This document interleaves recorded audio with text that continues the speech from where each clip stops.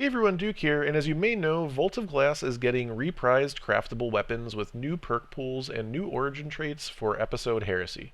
So today's video is going to be a guide to Vault of Glass, either as a refresher, or maybe you've just never ran it before. The goal of this guide is definitely not for any speed runs or anything like that. I'm just going to be trying to go over the basics that everyone's going to need to know, and I'll actually show you some of the paths, the jumping puzzles, basically try to give you everything you need to feel comfortable actually participating in this raid from start to finish. So when we first load into the raid, there's going to be 3 plates that need to be covered. One on the left side, one in the middle, one on the right. In this video here, we are on the right side.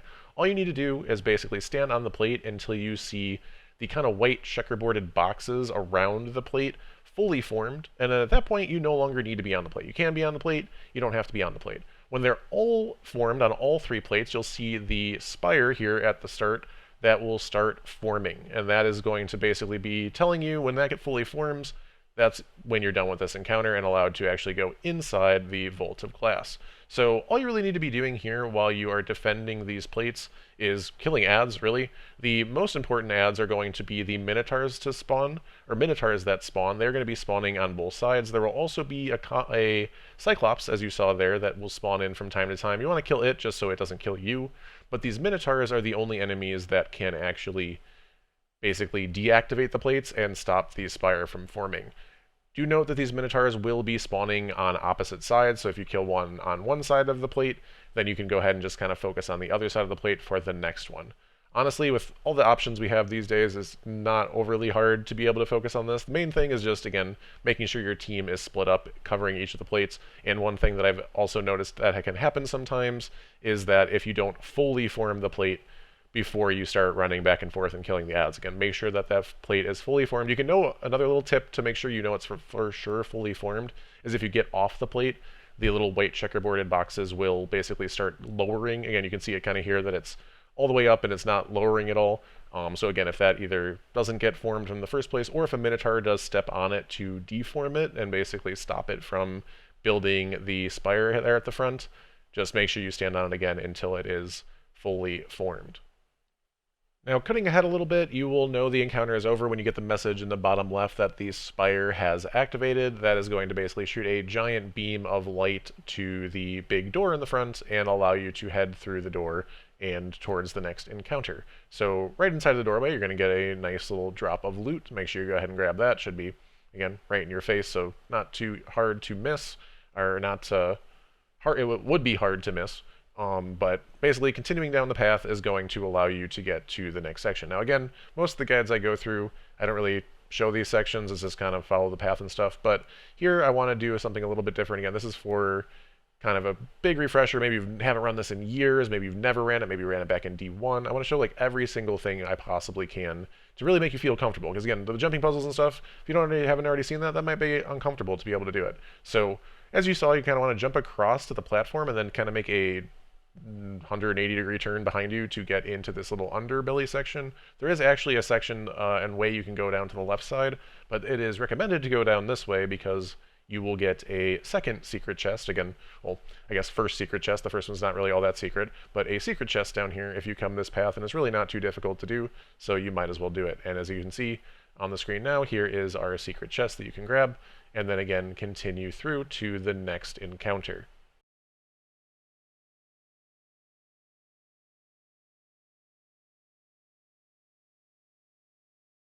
So here we've got the first kind of full encounter, or again, we can consider it the second encounter if you want to consider the door the first encounter, but this is going to be the Confluxes encounter. And similarly to the opening the door encounter, it's not overly complicated. It is definitely going to be a little bit more threatening, and there are a couple important mechanics to know, but basically you are just defending Confluxes. There is going to be 3 rounds of this, as you saw that I kind of pointed out there for a second. There is a Conflux in the middle section of the room for the first round, and then the second round will have a conflux on the left and right of this room, and then the third round will have a conflux on all 3 sides. Now that being said, I wouldn't worry too much about where the confluxes are and all of that. Usually the way I recommend doing this is you just put 2 people on the left side, 2 people in the middle, kind of where the staircase is here, and then 2 people on the far right side of the room, because there's going to be ad spawns on all of those sides, and you might as well be kind of covering them rather than kind of getting surrounded by those ads, even if there isn't a conflux to defend on the first round on the sides, and again in the middle in the second round you still definitely want people in the middle because there will be ads there, and again otherwise you'll get surrounded a bit, and that's going to make things a little bit difficult. Now do note the Templar, which will be an encounter here in a little bit, will be immune and just shooting you basically this entire time. I would just recommend not really messing with him. There's plenty of space and ways to have cover from the Templar where the Templar is not going to be able to see you really at all, and you can just kind of shoot ads as they funnel down to you. So not too crazy there. But an important note to know for this encounter is there are a couple notes. So first thing is the Templar is going to prepare the Ritual of Negation, as you see on the screen here right now, every now and then. And in a lot of cases, that's not going to do anything. It's not going to mean anything. What it does mean is there are going to be fanatics, basically these white goblins that will be coming out and trying to attack you from time to time. And when you kill them, or whether you kill them or not, when they die, they will drop a white pool on the ground. Now the reason I say whether you kill them or not, because they will explode on you if you don't kill them, which will then still kill them, but you're not actively killing them. But basically you need to keep an eye out for these and either A, kill them quickly so that they're far away from you and you're not going to accidentally step in one of these white pools, or B, if they do get closer to you, you do want to pay attention to kind of where they actually drop those pools on the ground and avoid them the best you can. Now I am running one of the new grenade launchers, the aerial denial frames, which makes it a little hard to see here potentially on like what is exactly the fanatic goop versus like an aerial denial frame spot on the ground, but you'll be able to tell the difference. Again, if they get close, like you just want to try to avoid them. Now what will happen is you will get marked for negation if you do touch one of these spots for whatever reason, and there is a pool down in the center of the room that will allow you to cleanse. We'll definitely show that a little bit more carefully in the next encounter, because again I think it gets a little bit more important in the next encounter, but basically you just got to run to the center, go through that pool, big when I say pool, big light just a big like pool of light coming from the center, and just run through it again. We'll show that in a little bit here, but that will cleanse you. And if you don't do that, it will kill you when the ritual negation happens. Now again, other than that, you're just killing stuff. As you've already seen probably, there are wyverns that will be spawning from time to time. There's also overloads that will spawn in between rounds, as you can see here. Now do note, again, the wyverns will only spawn on the sides that have confluxes. So for the first round, there's only going to be wyverns in the middle path. So you can kind of help if you hear a wyvern, or if you hear someone needing help with a wyvern, especially on the left side here. I tend to kind of try to help the middle when possible, because it's not too far away, pretty easy to shoot a shot over there if needed. But middle for the first round will be the only side that has wyverns. Second round, both left and right will have wyverns, and then third round we'll have all three sides with wyverns, again because that's where the confluxes will be for each of the rounds. And again, the pool of light I was talking about a second ago is here in the middle. Again, if you do get hit by one of those fanatics and get, quote, marked for negation, that's the name of the debuff, just run through that, it will go ahead and cleanse you. Do note that once it is used, it does have a kind of downtime, so try not to get hit by those fanatics too often. Again, you might end up dying if you do, but not the end of the world. Honestly, not huge threat, just pay attention to what is around you. Again, from here, it's just do this 3 rounds, GG, encounter's over.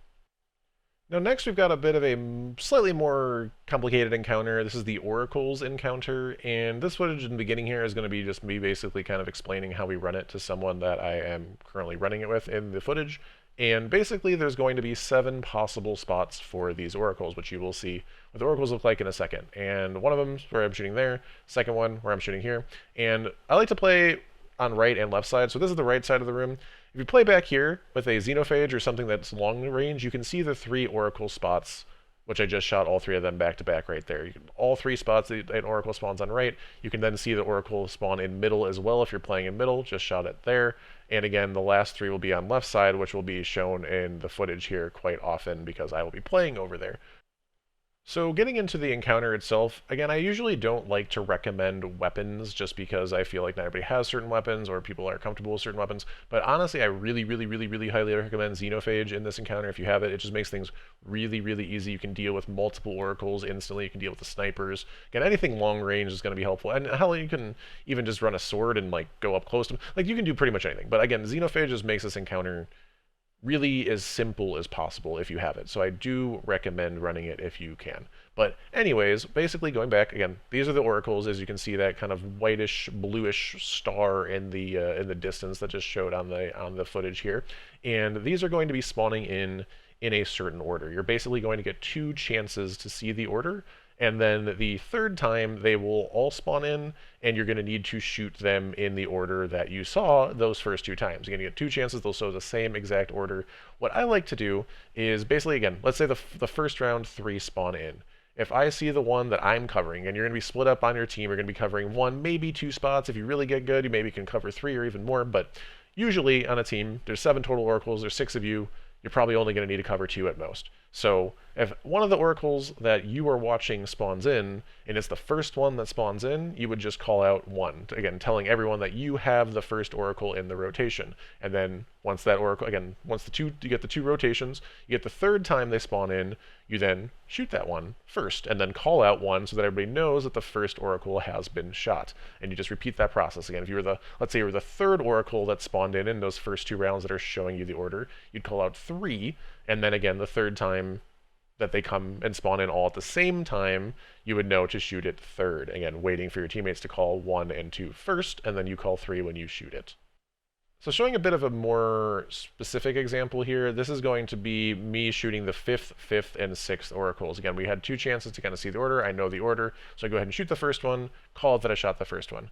Wait for my teammates to shoot 2, 3, and 4. I can then shoot 5 and 6 back to back, and then we are done with that round because that was the round where we had to shoot 6 oracles. If I didn't mention this earlier, basically you have 5 rounds of this. The first round you're shooting 3 of the oracles, then 4, then 5, then 6, then all 7. They will never spawn in more than once in the same spot in the same round, so that can be kind of helpful as well.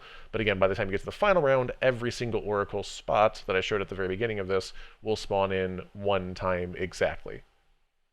So now importantly, there is something that can go wrong. If for whatever reason you shoot the oracles either in the wrong order or at basically too slowly, you will all get marked for negation and have to go to the middle, just like I explained last encounter. Now importantly, you want to wait for as many of your teammates as possible before you go into this pool to cleanse yourself, because as soon as you use it, it will go away basically. So if you just run in there and use it immediately, everybody else is going to have no chance. They are just dead. They cannot use the pool because the pool will be gone. So what I like to do is I get to the middle as quick as I can, call out once everybody's close, 3, 2, 1 into the pool, and then you can all try to get cleansed at the same time. Now do note that you have a limited amount of time to do this, because again, like I explained last encounter, the Templar will activate the Ritual of Negation, and once that actually goes through, you will be dead if you are marked for negation. So you want to make sure you're cleansed before that, but you should have at least, again, enough time to get to the middle.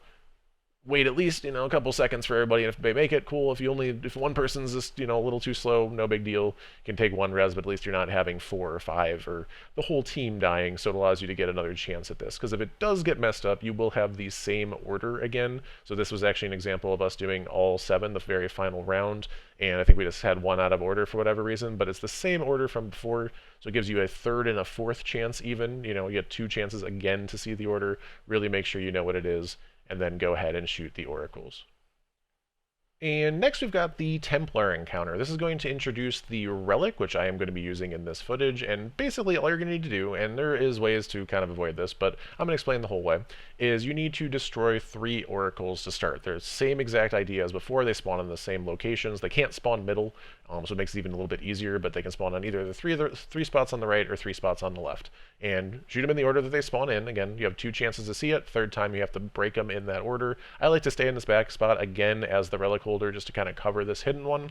And once you've done that, and your relic should be fully supered at that point, you can go ahead and use your super to break the boss's shield and do damage. Now, your team can do damage from pretty much anywhere. You can kind of see where we're doing damage from here. I feel like this is a pretty good spot. But your relic holder is going to need to go and block the teleport of the boss.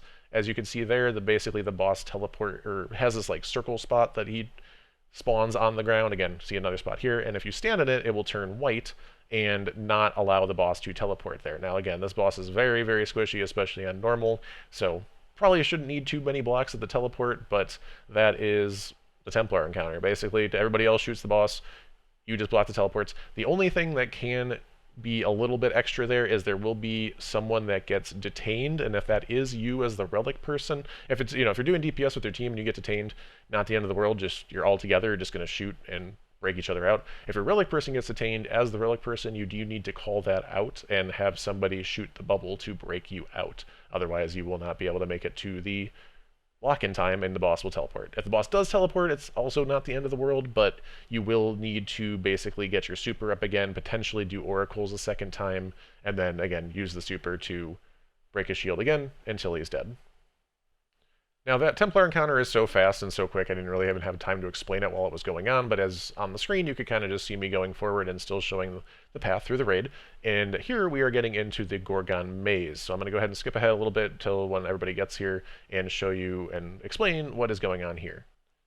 Now, the Gorgon maze basically has these Gorgons, as you can see on the screen. They're basically just harpies, but they are going to be able to potentially detect you, and they can detect sounds to kind of get them off of their paths. There's going to be some that are static, some that are going in rotations, and you want to try to be quiet. You don't want to be you definitely don't want to shoot. You don't want to be double jumping, etc. There are going to be some exceptions, which I'll show you in a second, but you want to make as little noise as possible. Otherwise, they will basically get off of their track, and if they do see you, they are going to basically start a wipe mechanic that will kill you unless you're able to kill it, and they are very tanky, so you just don't want to get seen. Now, again, as you can see on the screen here, we're basically following a very specific path. There are 3, 4, 5, there's a lot of paths you can take through here. I think this way is personally the easiest. There's the Chad route, etc. Whatever. We're talking about what I think is easiest. So you're going to go up with this rock. This part here, and once you're on this rock, don't worry too much about double jumping. This jump across here, please double jump. Just stay high. As long as you get high and get all the way across, you will not get seen. Like all this part, all this section right here that we just showed at that end, just double jump. Double jump, stay high, don't get seen. Don't let people say like, oh, you can't make any noise at all. Like just don't make noise at the beginning, but once you get that little path there that we just showed, make all the noise you want. Again, don't shoot the wyvern or don't shoot the Gorgons or something, but like double jump, stay high up, you'll be fine, make it to this spot here. Now here, all you're really doing is making sure that there is no Gorgon directly below you. Make sure it kind of goes off to the right like that one did. And then the one in front of you needs to go across to the left, as again, kind of just shown on screen there. And then just follow it in. Follow it in right behind it. You'll go ahead and get through the maze here, and you are already done. It's that simple. Again, there's the Chad route people talk about. I mean, that's kind of buggy if more than anything. There's a route over to the right side that you can take that's actually not too bad either. But again, this way, for me personally, has always been the easiest. You can even use a smoke grenade up top where we were kind of standing for a second to get everybody through.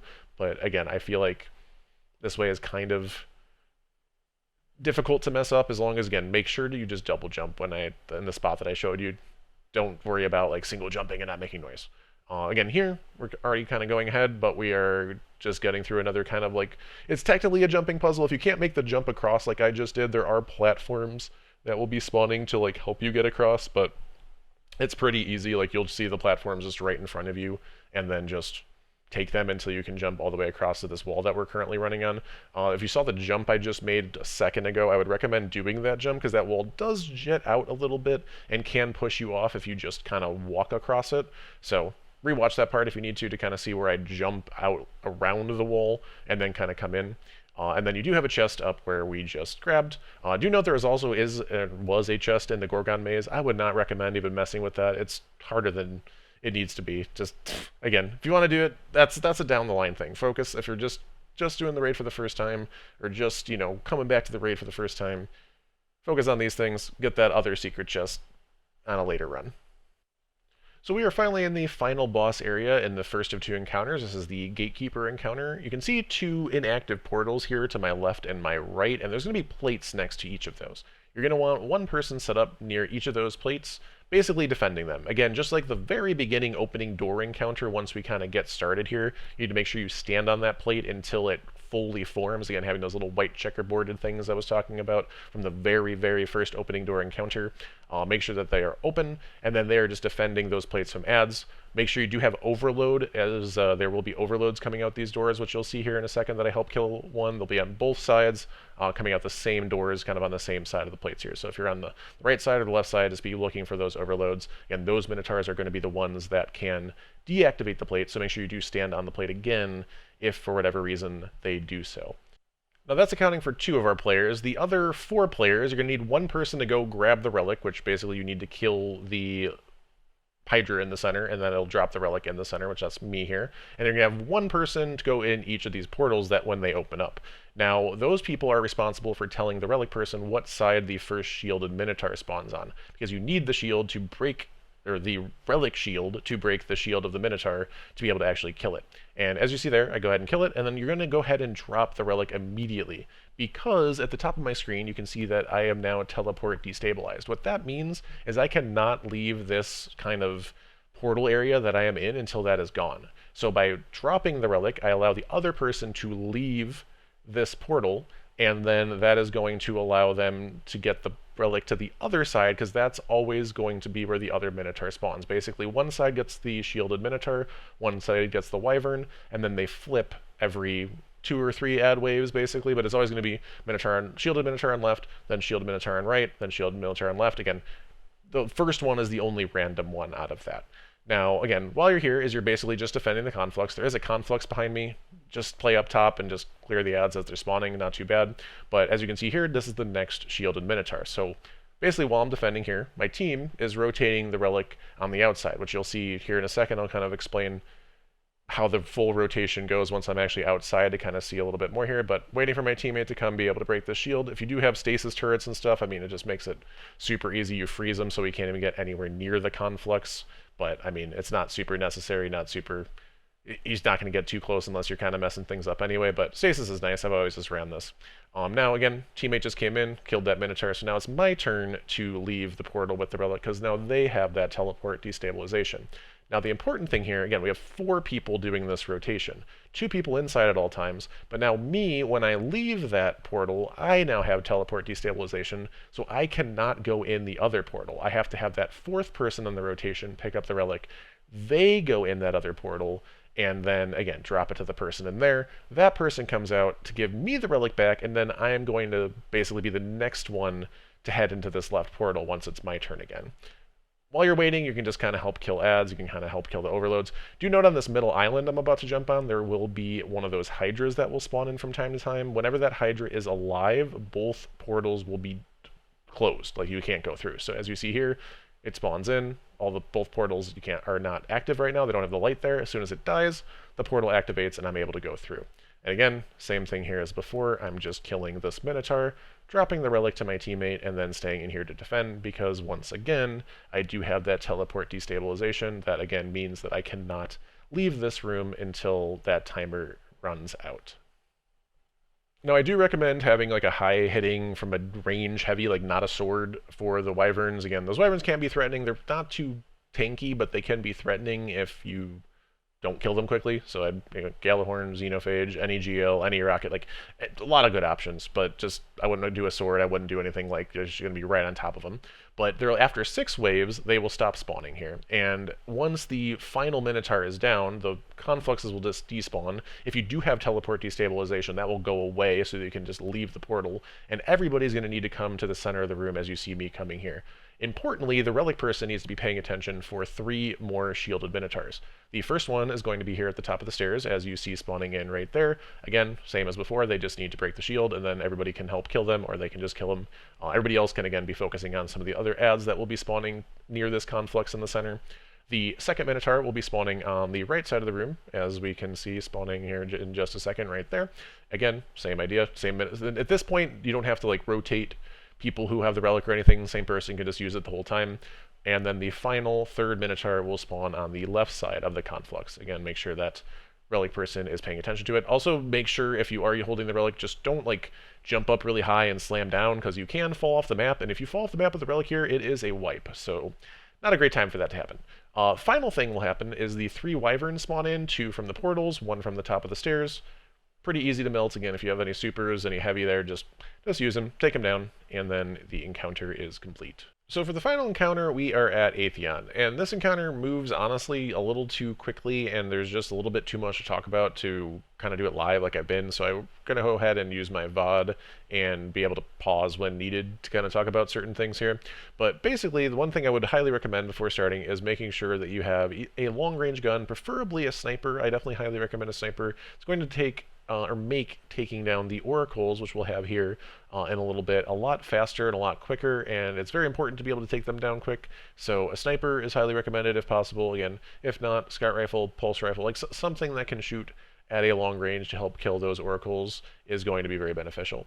Now, as we get into the actual encounter, basically to start, you're going to want to go ahead and split up your team on the left and the right side. You don't technically have to do this, but it's just going to make things easier in terms of kind of killing some of the ads that will be pushing you, and then also killing the ads and the harpies that are going to be spawning in the far back, flying in the air.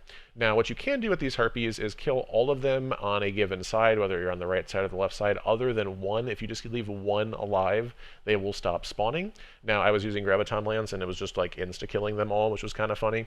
But I eventually here decided to just like let them actually move away from each other so that the Graviton Lance blast doesn't kill them all. But get all of them down, other than one. Again, if you accidentally kill them all, then a new wave comes in and just do it again, and just, again, get all of them down other than one. Until you see Atheon open up the time stream. That's going to be on the bottom left corner. When you see that message, you can go ahead and kill the final harpy as well on that side. And again, at that point, no more harpies will spawn. So again, here that opens up the time stream. I killed that last one. No more harpies are going to spawn outside. Now, first thing here is, let's take a second. 3 people are going to get teleported into one of the 2 rooms that we were in the last encounter. Again, you have the left side, you have the right side. Most teams are going to refer to these as Mars and Venus. Again, left side is Mars from, again, if you're at the raid flag, looking outwards towards Atheon, looking outwards towards the room.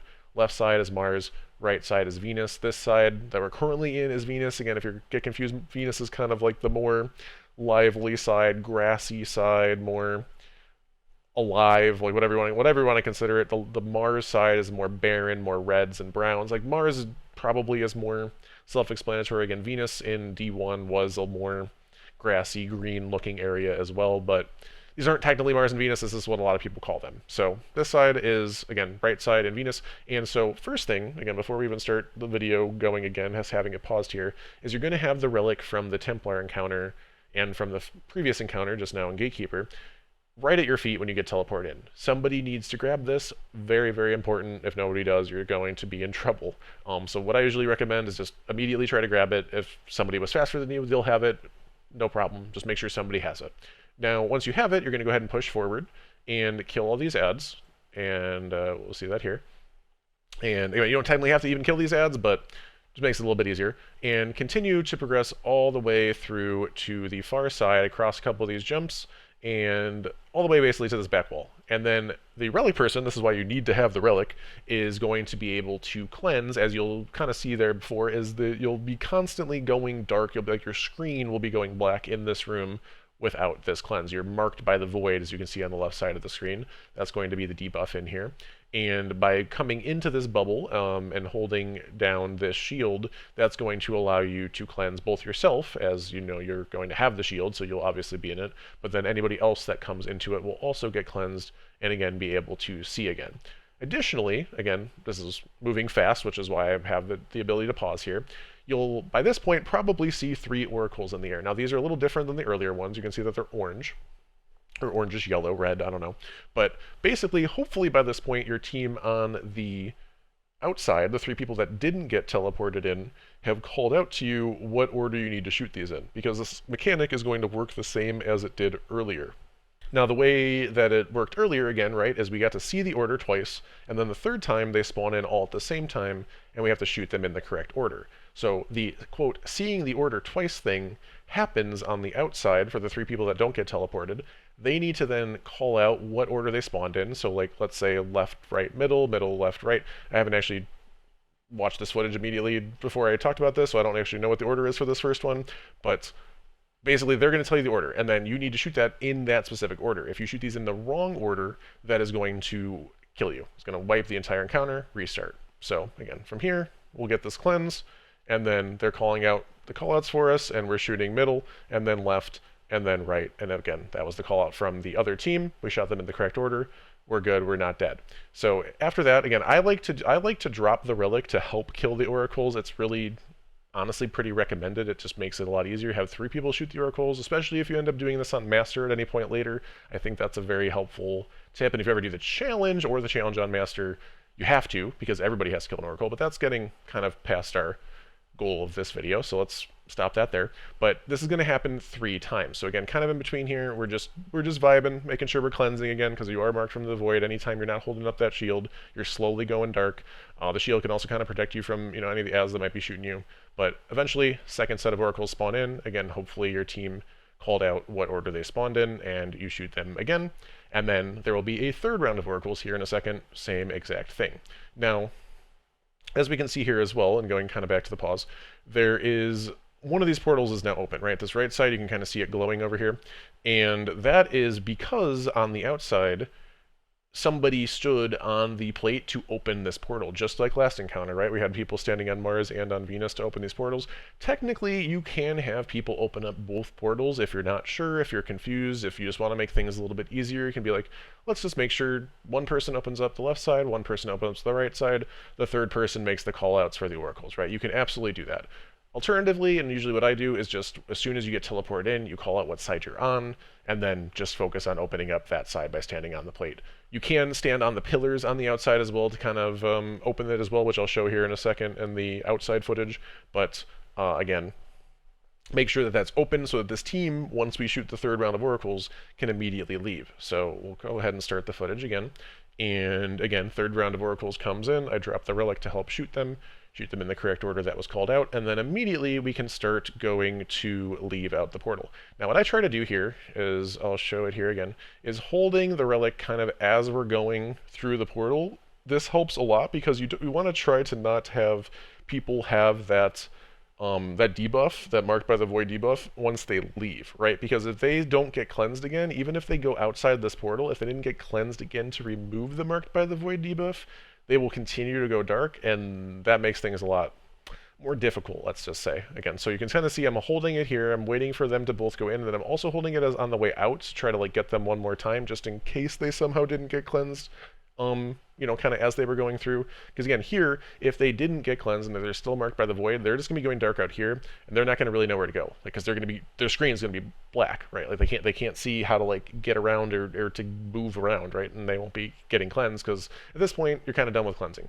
But usually what I like to do is I like to do damage from the opposites, like the side that you came out the portal, right? So like we came out the portal right here, our well and our DPS section is literally just on the other side of the portal, right by Atheon. This makes it really easy just to kind of like hit him. He's right in front of you. You can hit him with shots, you can hit him with your nades and stuff. Now importantly too, during Time's Vengeance, which is your damage phase, your ability regen is very, very high. So you can, anything with abilities is going to be very, very strong. Abilities themselves do a ton of damage here as well. So super is really good, grenades really good, all of that stuff really, really good to use. Again, not really worried too much or talking too much about like DPS and stuff with this, because again, I think that that's the least important part in terms of like learning how to do a raid, learning how to do mechanics, all that type of stuff. Like the DPS will come as long as you're using something relatively reasonable, like you'll be fine. So wouldn't worry too much about that. But the one thing that is important during damage phase is when he does this kind of like hand lift thing, as you can see here, one person is going to get a debuff that basically detains them. It's imminent detain, and you're gonna have a few seconds to move away from the team. You'll also see, and I'll kind of back away here to kind of show it, I believe. Maybe it's this, yeah, right here. You can kind of see the person is almost glowing and almost looking like they're going to explode. If they do not move away from the team here, your entire team will get detained. Basically, the detain can kind of spread, almost like a poison. So you need to make sure that they're detained, that person that does get that imminent detain debuff moves away from the team reasonably far. It doesn't have to be like super far, but just enough that they're not like overlapping you. And then someone needs to be able to break them out. I usually, again, if I'm the relic person, I like to use the relic to do this just because I need to pick it up again anyway. So if we go back a few seconds, back to kind of the beginning of this footage, I do drop it to do at least a little bit of damage. But if you might be able to see it, you can kind of see at the bottom here, barely, it's kind of pixelated and stuff. But basically you have 10 seconds to pick up this relic once it's from the time you drop it. Otherwise it will kill everybody. Like if the relic's on the ground for 10 seconds, without being picked up, it's just a wipe. So really helpful here is it allows me to do a little bit of damage. Then once I know that someone's about to get detained, I pick it up just to make sure that timer, that 10-second timer doesn't kill us. And then it builds super really fast because, again, we're in the Time's Vengeance, and I can go ahead and use the super of the relic to break the person out of the shield. Again, you don't necessarily have to do this. If they go somewhere where you can't do this, you miss, whatever, just drop the relic again, shoot it with this. Again, the sniper is, again, really good for this. Do note that if for whatever reason, which I think next season actually is anti-barrier sniper, anti-barrier will shoot through these bubbles. At least I know they did in the past for sure, so make sure you don't put anti-barrier on your gun of choice that you're going to use to break these bubbles. Just random aside, just a random tip there. Again, may not run into it, but if you do, you heard it here first. Again, can go ahead and break that shield, and that will allow that person to get out, and you can continue to do damage until the phase is over.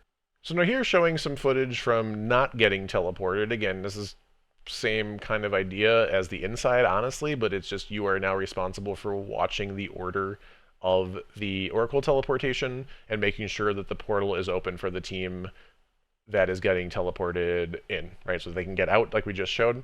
So as soon as we get teleported here, the Atheon opens up the time streams. I don't get teleported, right? So first thing I want to do is I usually like to already be on one of the plates, whatever side I'm on, so that I'm kind of like already there. Now do note that this portal won't actually be able to be opened if the team on the inside does not kill the big Hydra. So that's actually important. I didn't mention that on the other part, but if the Hydra, at least the Hydra needs to die, otherwise the portal won't be openable. But once that Hydra does die, then if you're standing here, the plate will start activating again, just like the first encounter when we talked about the whole, white little checkerboarded thing around here, which I'll kind of show in a second. You can also stand up on top, which I will show in a second. Here I'm just kind of like watching oracles, but somebody else ended up being the call-out person for that. But if you stand up on top of this pillar, and there's one, again, right where I'm standing, there's one on the other side as well. This is still technically on the plate enough to be able to be activating it, right? To be able to be like opening the portal. So this is a really good spot, especially because there are supplicants during this section, so being up high is helpful towards not getting exploded by those supplicants.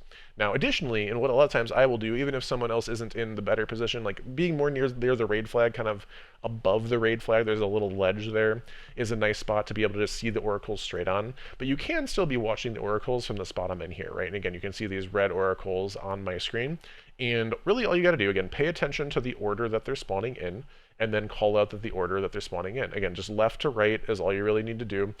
At least that's the way I find it the most easy, just like calling, if the one spawns on left and then right and then middle, it'd be left, right, middle. If two spawn in, let's say there's two on the right side of the room, you got to pay attention to which one's closer and which one's further, right? So if it was, let's say, the closer right to you, the further right to you, and then middle, you would say close right, far right, and then middle.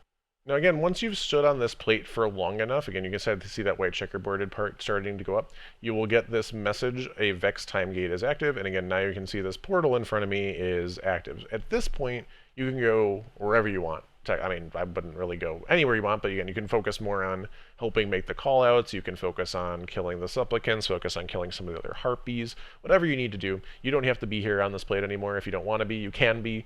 There's nothing, literally nothing that can deactivate this plate in this encounter once it is active, so you don't have to worry about any of that either.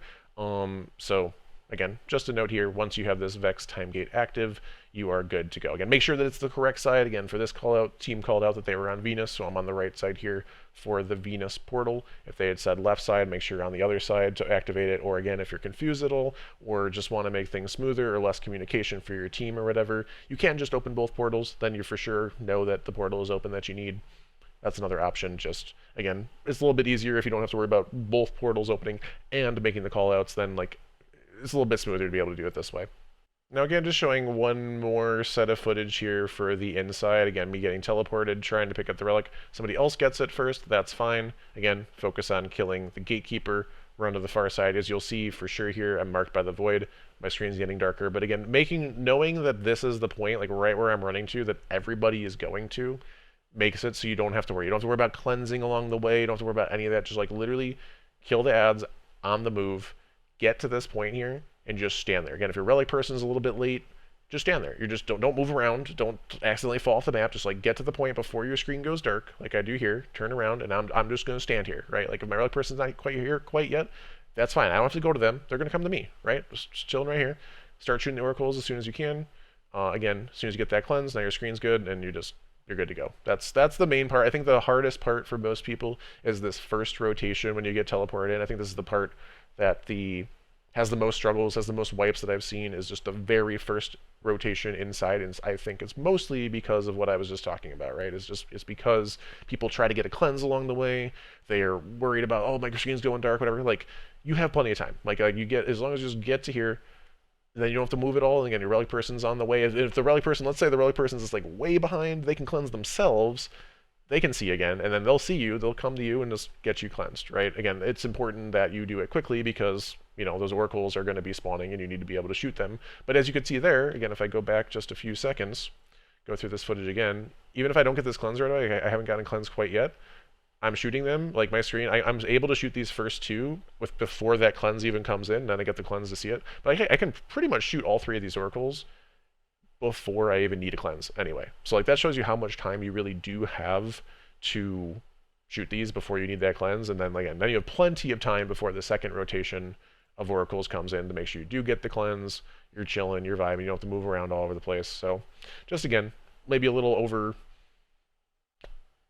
verbose of a comment by me there, but I think it's just important, and I focus on that because it is something that I've seen in my many runs of running this raid that can be an issue. So that's all for today. I hope this guide to the Vaulted Glass was helpful, either as a refresher or if you just have never ran it before. And again, as I briefly talked about or edited in the beginning of the video, do note that I will be doing runs and helps and teaching of this raid on my stream all throughout this season, along with the new dungeon out when it comes out on Friday.